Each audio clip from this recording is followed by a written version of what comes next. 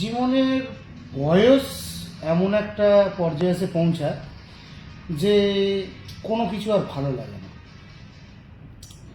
যেমন ধরুন, দীর্ঘক্ষণ ফোনে কথা বলতে আর ভালো লাগে না।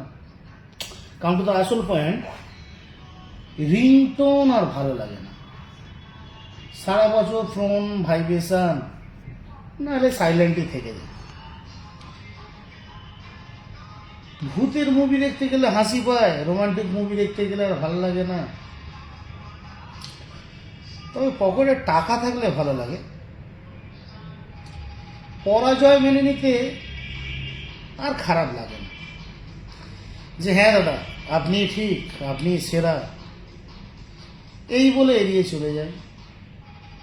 তবে আজ আছি কাল নেই, এই মুডটা অলওয়েজ অ্যাক্টিভ।